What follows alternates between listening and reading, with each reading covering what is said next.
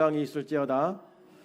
지난 시간부터 우리는 예수님을 믿는다는 것은 무엇인지를 배웠습니다. 누구를 믿는 것인가에 대해서 함께 살펴보았습니다.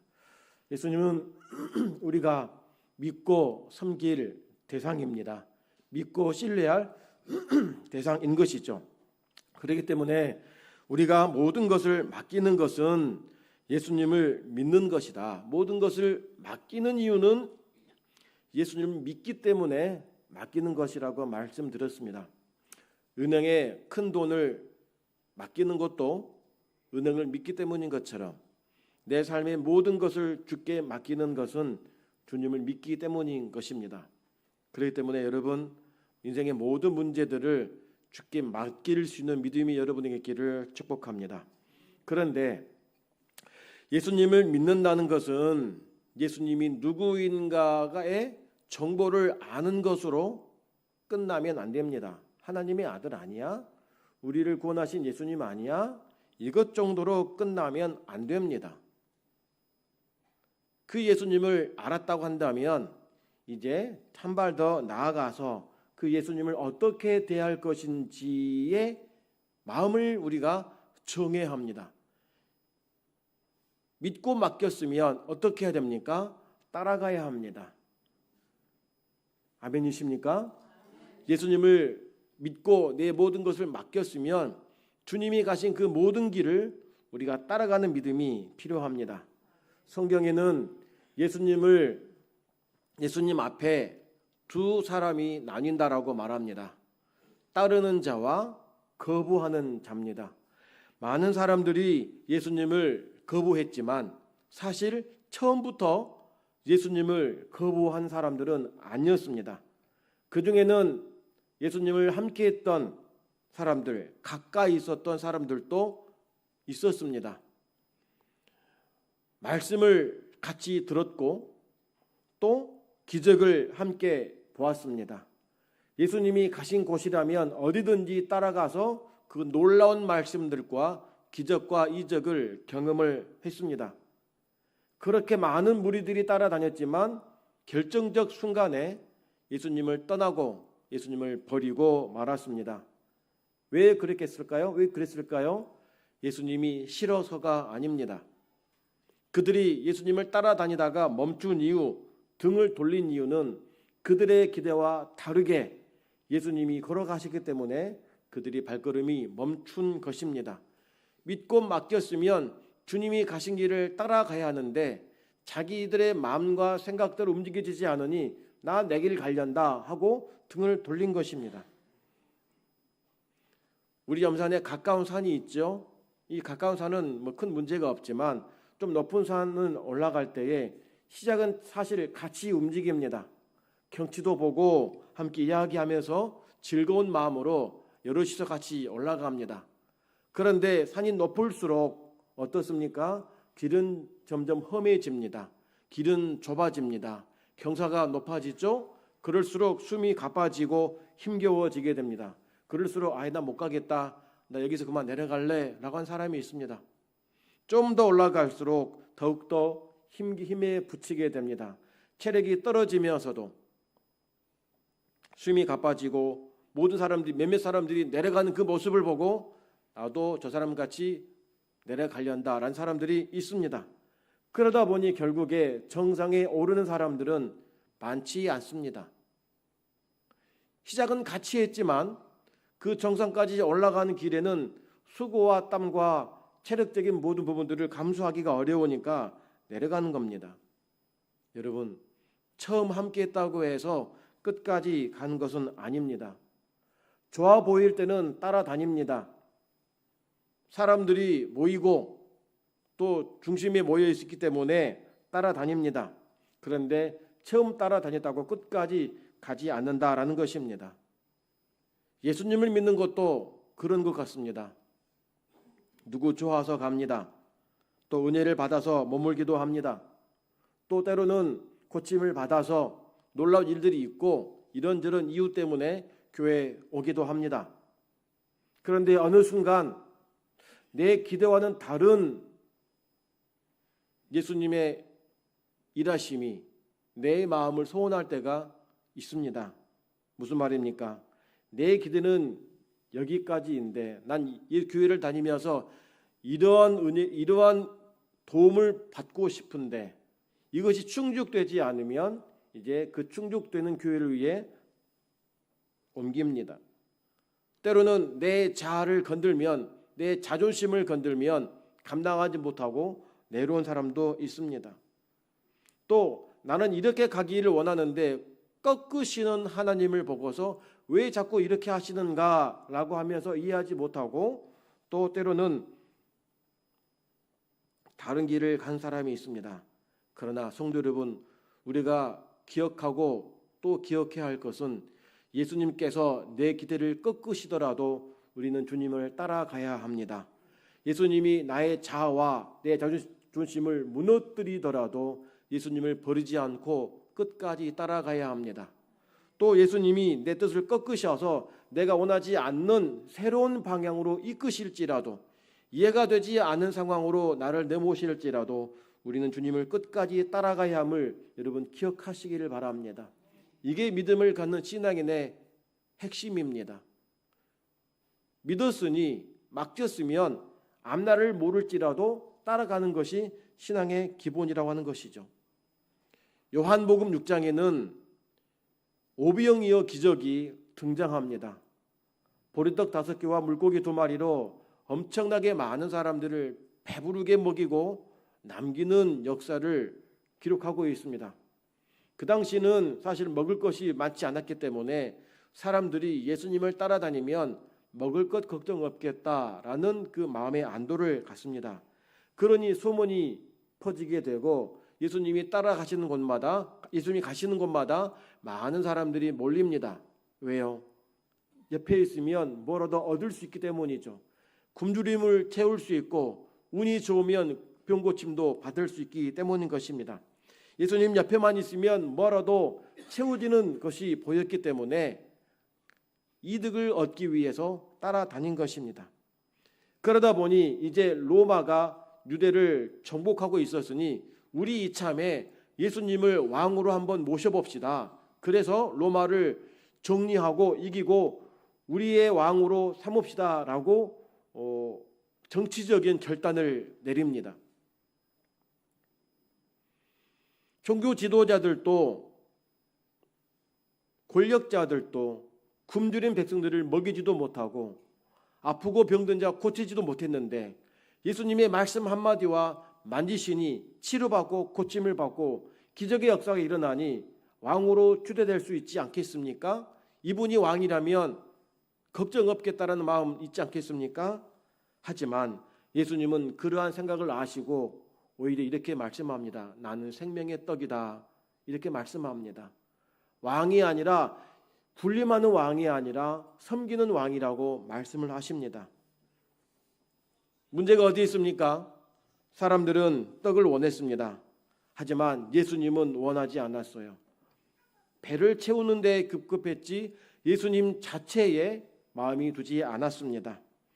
복을 원하면서도 예수님은 원하지 않았습니다. 그러니 복이 있지 않으면 떠나가 버리고 맙니다. 도움을 받기를 원하면서도 예수님의 통치와 예수님의 다스리심은 꺼려한 것입니다. 그러니 시간이 갈수록 예수님의 행보와 그들의 기대치가 달라지게 되니 어떻게 했습니까? 예수님 곁에 있던 그들이 하나 둘씩 떠나고 맙니다. 그래서 뭐라 말합니까? 그때부터 그의 제자 중에 많은 사람이 떠나가고 다시 그와 함께 다니지 않는다라고 말합니다. 성도 여러분, 우리가 가장 먼저 붙들어야 할 진리가 무엇이냐? 바로 여기에 있습니다. 예수님 곁에 있는 것과 예수님을 따르는 것은 다르다는 것입니다. 곁에 있다고 해서 다 따르는 사람은 아니라는 거예요. 예수님 주변에도 늘 한 무리가 늘 동행했습니다. 그러나 그들이 제자는 아니었어요. 그저 호기심과 신비한 현상을 보기 위해서 따라다녔지 주님의 말씀대로 따라다닐 제자는 아니었다고 하는 것이죠. 오늘날로 말하면 교회 다닌다고 다 제자가 아니라는 겁니다. 예배를 참석하고 예배를 드리고 봉사한다고 해서 주님을 따라가냐? 이건 또 다른 문제인 거예요. 여러분, 예수님을 따르는 자는 예수님을 사랑하는 자입니다. 예수님을 사랑하는 자가 예수님을 끝까지 따라갈 수 있다는 것이죠. 남녀가 사랑해서 결혼을 합니다. 주례할 때 주례자가 어떻게 말합니까? 지금은 그런 말들이 찾아볼 수 없는데 옛날에는 검은 머리가 팥불이 될 때까지 서로 사랑하겠습니까? 라고 얘기합니다. 지금은 팥불이가 뭡니까? 신혼여행 가자마자 이혼하는 일들도 비일비재하지 않습니까? 검은 머리가 팥불이 될 때까지 사랑하자라는 말은 무슨 말입니까? 세월이 흘러서 힘겨운 삶이 있을 것인데 상대방에 대한 기대감이 무너져서 서운함을 넘어 상처를 받을 수 있고 아픔이 있을 수 있는데 그때라도 서로 사랑하십시오라는 메시지가 담겨 있는 것 아니겠습니까? 예수님 믿는 믿음도 마찬가지입니다. 믿음의 길을 갈 때에 복되고 잘되고 형통하고 잘 풀리면 얼마나 좋겠습니까? 예수님이 그 길만 걸어가면 얼마나 좋겠습니까? 넓은 길을 가고 주목받는 길을 가면 얼마나 좋겠습니까? 그러나 예수님은 그 길을 걸어가지 않았습니다. 오히려 좁은 길을 갔습니다. 사람들이 가지 않은 길을 갔습니다. 그러니 다 떠나가고 만 것이죠. 그러면 예수님 따라가면 손해만 있느냐? 아닙니다. 따름에는 대가가 있는 것은 맞습니다. 예수님께서 뭐라 말씀하십니까? 누구든지 나를 따르려거든 자기를 부인하고 자기 십자가를 지고 따라오너라 라고 말합니다. 나를 따라오려거든 네 십자가 지고 따라와야 된다라고 말합니다. 십자가가 무엇입니까? 사형틀입니다. 작은 게 아니에요. 엄청나게 큽니다. 예수님도 그 십자가를 드시다가 얼마나 많이 넘어지셨습니까? 그 십자가를 저와 여러분들이 내게 진 십자가를 지고 따라가는 겁니다.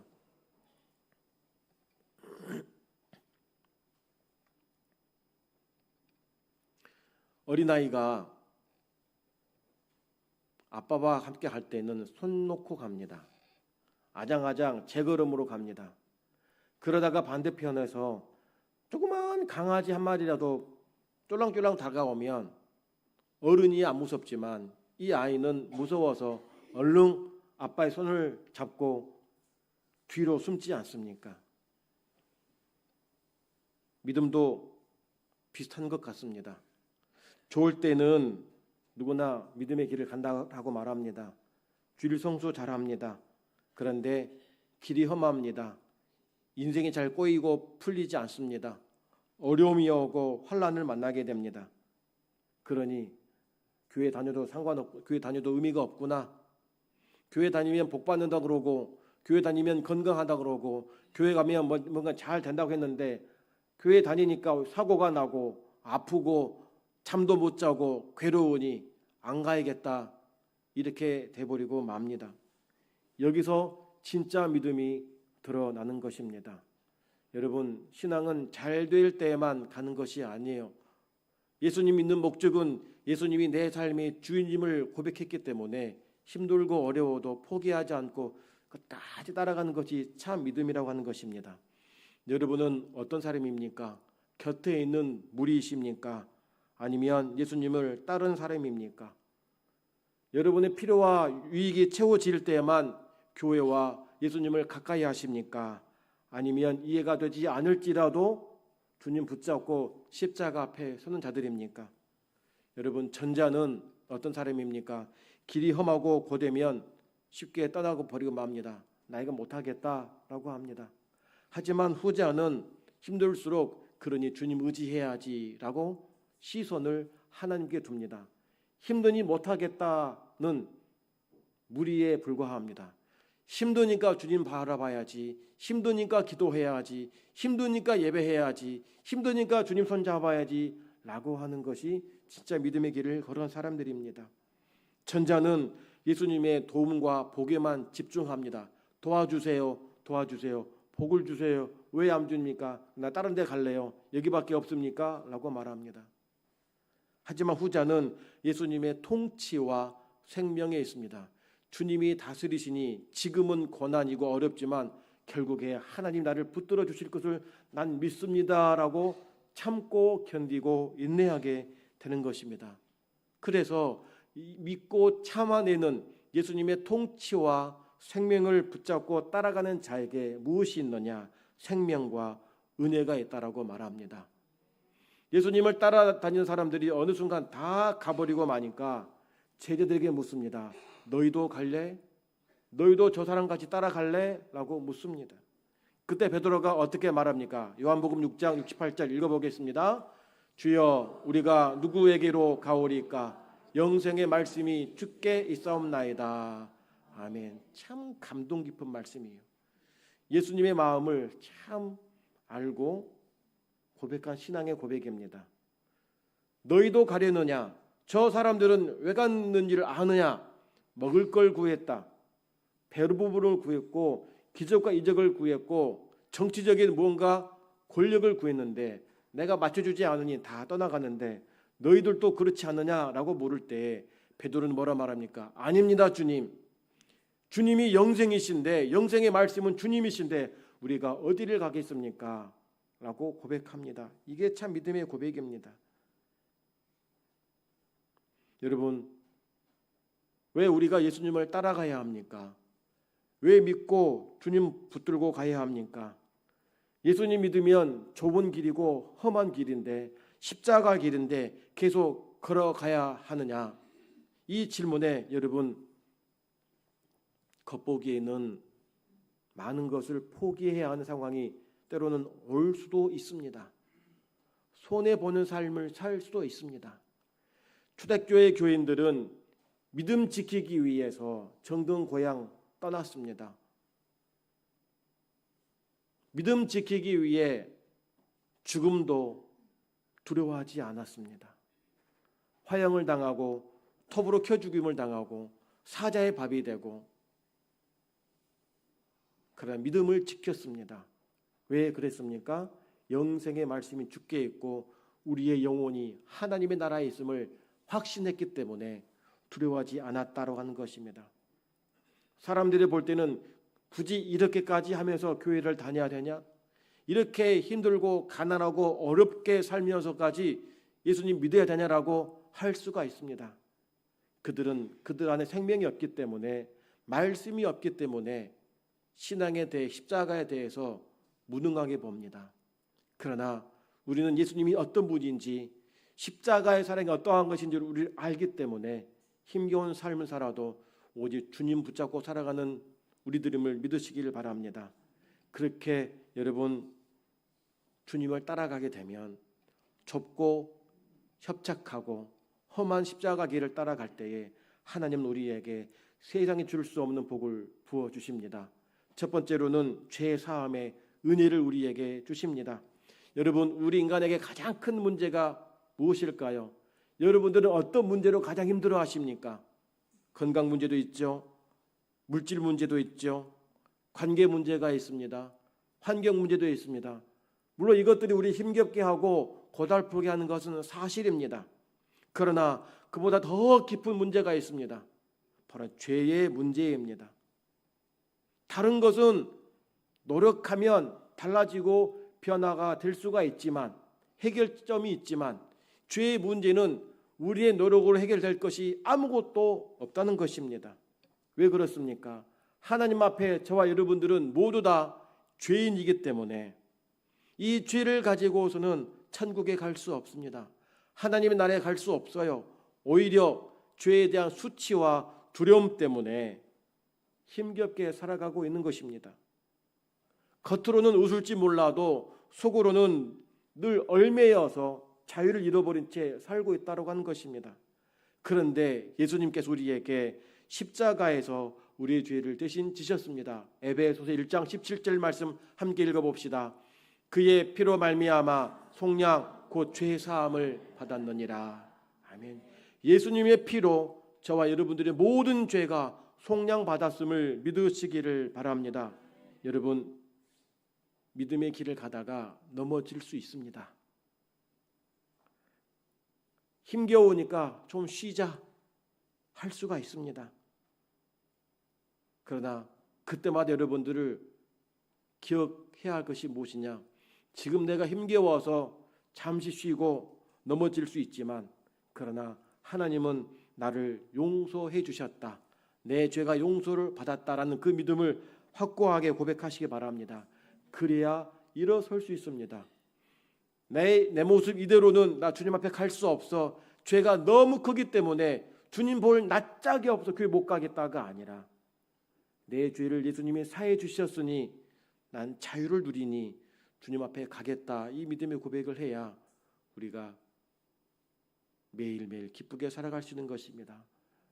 어느 나라 왕도 내 개인의 죄를 용서해 줄 수 없습니다. 우리 예수님은 저와 여러분의 모든 죄를 깨끗하게 씻어 주셨음을 믿으시길 바랍니다. 두 번째, 새 생명의 은혜를 우리에게 주셨습니다. 고린도후서 5장 17절 말씀 함께 읽어봅시다. 누구든지 그리스도 안에 있으면 새로운 피조물이라. 아멘. 신분의 변화를 우리에게 허락해 주신 것입니다. 예수님 믿는다라고 하는 것은 죄의 종이 아니에요. 어둠의 자식이 아니라 하나님의 자녀로 신분을 바꾸어 주었으니 그 신분에 맞는 삶을 우리에게 살도록 우리에게 인도해 주신 것입니다. 예수님 믿기 전에는 내 중심입니다. 내가 하고 싶은 대로 살아가는 겁니다. 그러니 이렇게 넘어지고 저렇게 넘어지는 겁니다. 일어설 힘도 부족한 거예요. 그러나 믿음을 가진 사람은 하나님 중심으로 시각이 바뀝니다. 나는 못하니 하나님 도와주세요. 주님이 전부이십니다. 주님이 왕이십니다. 이렇게 고백을 하는 것입니다. 세상을 보면 만족함이 없습니다. 채워도 부족한 것이 세상이에요. 그러나 하나님을 알게 되면, 예수님 만나게 되면 영원한 것을 보게 됩니다. 천국의 소망을 바라보고 살아가게 되는 겁니다. 세상을 보면 늘 죄악 가운데 슬퍼할 수밖에 없지만 하나님 안에 있는 자에게는 자유를 누리기 때문에 우리는 늘 기쁘게 살아갈 수 있는 것입니다. 물론 이것이 하루아침에 바뀌는 건 아니에요. 예수님 믿자마자 막 기분이 달라지고 삶이 확 바뀌는 것은 아닙니다. 점진적 시간이 필요합니다. 분명한 사실은 하나님이 여러분 사랑하신다는 것, 분명한 사실은 저와 여러분 안에는 새로운 생명이 시작되고 있다는 것입니다. 왜입니까? 우리의 영혼의 주인은 하나님이시기 때문임을 믿으시길 바랍니다. 이 믿음의 고백 위에 여러분 든든히 서시기를 축복합니다. 세 번째로는 주님을 따라가게 되면 인도하심의 은혜가 우리에게 주어집니다. 여러분 지금 예배 마치고 난 이후의 시간에 대해서 여러분 어떻게 펼쳐질지 여러분 알고 계십니까? 저 역시도 알 수 없습니다.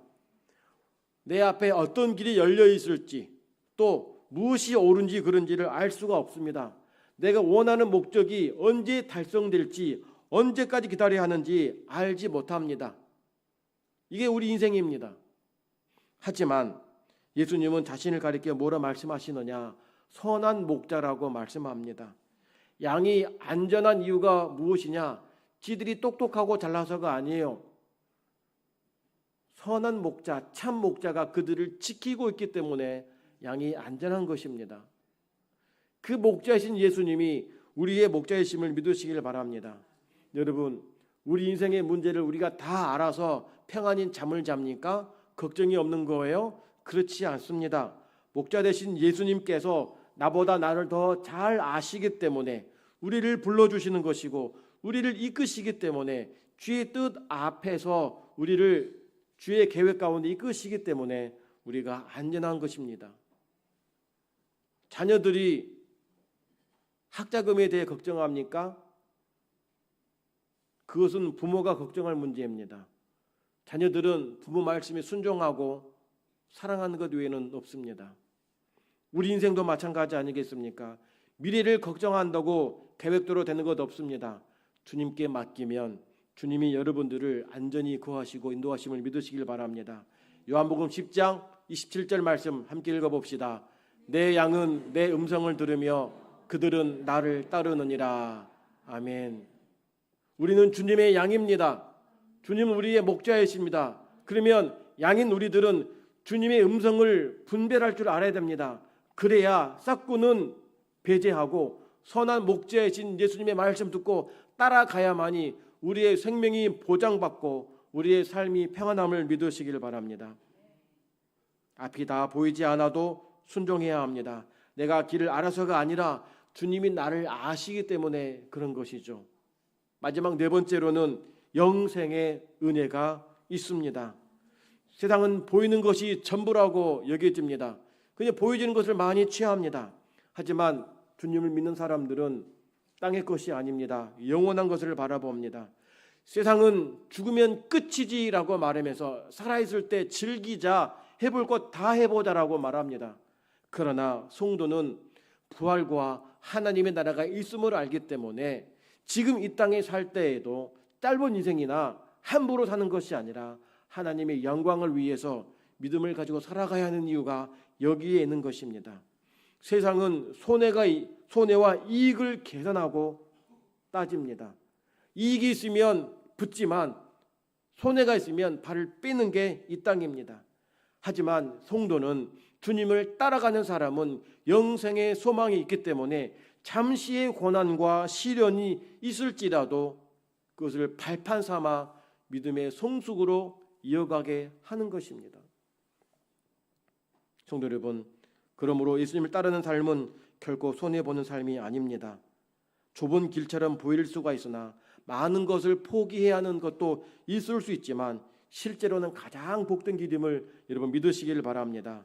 왜 그럽니까? 죄 사함의 은혜가 있죠. 새 생명이 있죠. 하나님의 인도하심이 있죠. 그리고 영생의 복이 있음을 믿으시길 바랍니다. 요한복음 5장 24절 말씀 함께 읽어봅시다. 영생을 얻었고 심판에 이르지 아니하나니 사망에서 생명으로 옮겼느니라. 아멘. 이미 여러분은 영생을 얻었습니다. 믿으시길 바랍니다. 사망이 우리에게 오지 않습니다. 영원한 생명이 우리에게 보장되어 있으니 여러분 그 믿음을 지키기 위해서 오늘도 내일도 믿음의 길 앞에 흔들리지 않기를 축복합니다. 베드로가 말합니다. 우리가 누구에게로 가오리까? 라고 말했을 때 영생의 말씀이 주께 있는데 우리가 어디 가겠습니까? 주님이 영생이신데 주님이 생명이시니 우리가 어디로 가겠습니까? 주의 길을 따라가겠습니다 라고 말합니다. 하지만 여러분 예수님을 거부한 자는 어떤 상황이 펼쳐집니까? 생명에서 멀어지게 됩니다. 빛이 세상에 왔어도 사람들이 자기 행위가 악함으로 빛보다 어둠을 더 사랑했다라고 말합니다. 예수님을 거부하는 이유는 빛보다 어둠을 더 좋아했기 때문이에요. 불법과 비리를 통해서 수많은 이익과 착취를 통해 배부름을 얻고자 하는 그 욕심이 있기 때문에 빛 대신 주님을 거부하는 것입니다. 부자 청년이 그랬습니다. 주님을 앞에 섰더니 주님께서 네가 다 버리고 나를 따라오너라 했더니 많은 재물 때문에 주님을 오히려 버리고 재물을 택하고 말았지 않습니까? 성도 여러분, 예수님을 거부하는 것은 결국 마음의 문제입니다. 그리고 주권의 문제입니다. 주님을 따라가다가 잃을 것 손해 감수할 것인가? 그럼에도 불구하고 나는 주님밖에 없다라고 결단할 것인가에 따라서 믿음의 방향이 달라집니다. 누가 내 삶의 왕이 될 것인가? 물질인가? 권력인가? 세상인가? 아니면 하나님인가에 따라서 내 인생은 달라지게 됩니다. 여러분들은 무엇 때문에 믿음의 길을 걸어갑니까? 주님을 따라갑니까? 여러분 기적 때문이 아니라 생명 때문에 예수님을 붙잡고 따라간 여러분 되기를 축복합니다. 위로 때문이 아니라 진리신 예수님 때문에 믿음의 길을 흔들림 없이 걸어가기를 축복합니다.